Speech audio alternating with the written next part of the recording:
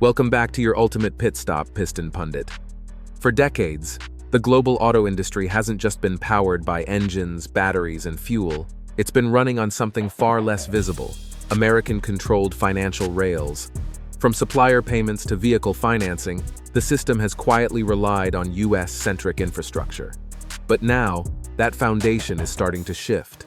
Europe, Canada, and key allies are pushing for financial independence, building their own payment ecosystems. And here's the twist: this isn't just a banking story anymore. It could redefine how cars are built, sold, and financed across the global automotive landscape.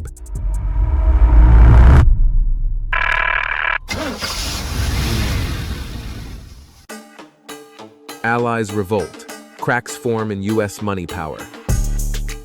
What makes this development so striking is where it's happening, not in rival nations, but within America's closest allies.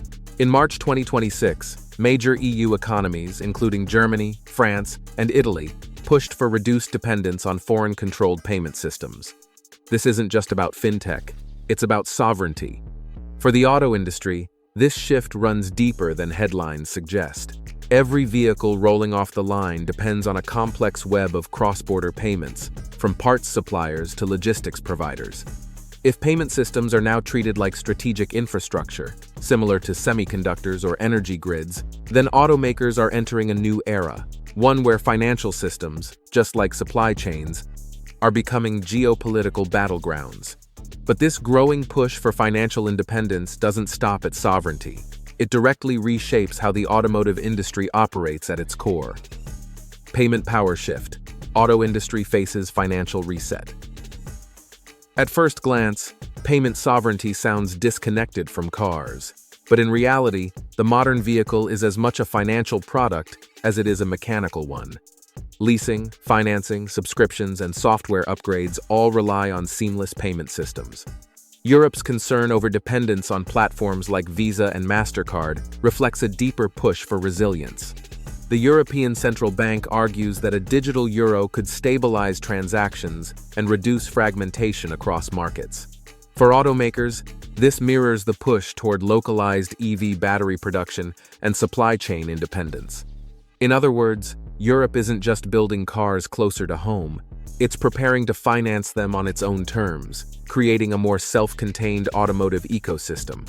And once financing itself becomes localized, the next logical step is clear: Europe needs its own digital backbone to support it. Before we dive deeper, do us a favor: smash that like button and subscribe to the channel. It helps us reach more auto enthusiasts just like you and keeps you ahead of the latest shifts shaping the automotive world. Now, let's shift gears and steer into the next development. Digital euro rising. Europe builds new money engine. What once sounded like a distant policy idea is now turning into real infrastructure. The digital euro is gaining traction, with a potential rollout target around 2029 and pilot programs expected as early as 2027. The investment tells the story. Billions of euros are being allocated, not for experimentation, but for building a new financial backbone. At the same time, Europe is pursuing a dual strategy: public digital currency alongside private payment systems like Wero. This isn't about eliminating global players overnight, it's about creating leverage and fallback systems. For automakers, this signals a future where financial ecosystems are more regional, more regulated, and just as critical as the engines and batteries powering the vehicles themselves. But Europe isn't the only one upgrading its financial engine. Canada is quietly rebuilding its system from the ground up. Canada rebuilds finance rails, powering industrial independence push. Canada may be moving quietly, but under the hood, it's rebuilding its financial drivetrain. The real-time rail is designed for instant, always-on payments, giving businesses 24/7 liquidity instead of waiting on banking hours. But this isn't just about speed. Canada is rewriting participation rules, allowing more players into the system while tightening oversight under the Bank of Canada. That balance, openness with control, is key. For the automotive sector, this upgrade acts like a high-performance fuel system. Faster supplier payments, improved dealer cash flow, and smoother payroll cycles all reduce friction. In a digitized auto economy, real-time payments are becoming just as essential as efficient logistics and stable energy supply. And with the rails in place, Canada is now turning to the next layer: how consumers and businesses actually interact with money. Open banking surge, reinventing auto finance and payments. Canada's next major shift is open banking, or consumer-driven finance. This system allows drivers, businesses, and dealerships to securely share financial data and initiate payments directly, bypassing traditional bottlenecks. The real debate isn't technology, it's trust. Questions around security, liability, and consumer protection are front and center. But demand is already there, with users finding workarounds just to access better financial tools. For the auto industry, this could supercharge vehicle financing. Imagine instant loan approvals, seamless insurance validation, and integrated dealership payments, all powered by real-time banking data.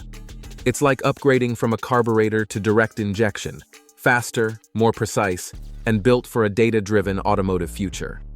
Meanwhile, across the Atlantic, the UK is taking a different route, focusing less on new currencies and more on strengthening the system itself.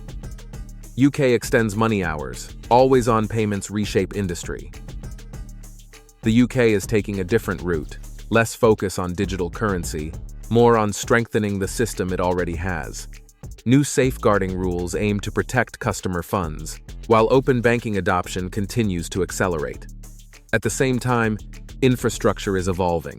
Extended settlement hours mean money can move earlier, faster, and across borders with fewer delays. That's critical in a global industry where production never really stops. For automakers and suppliers, this shift is like extending operating hours on a factory line. Financial flows are becoming more continuous, more flexible, and more resilient.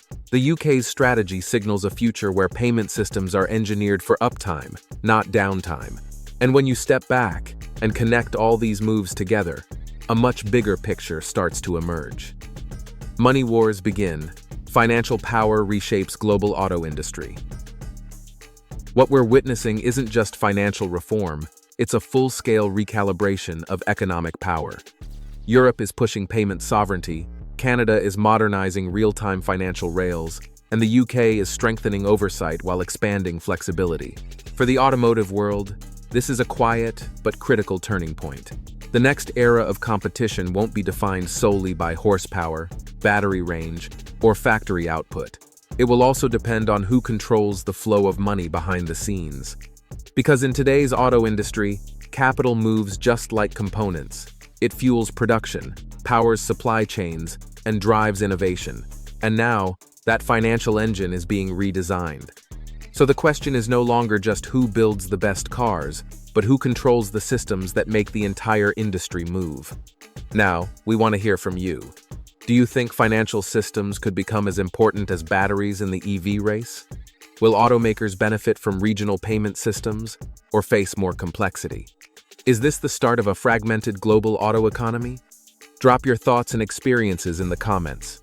If you found this breakdown insightful, make sure to subscribe to the channel and hit the bell so you don't miss the next vehicle updates and deep dive analysis right here on Piston Pundit.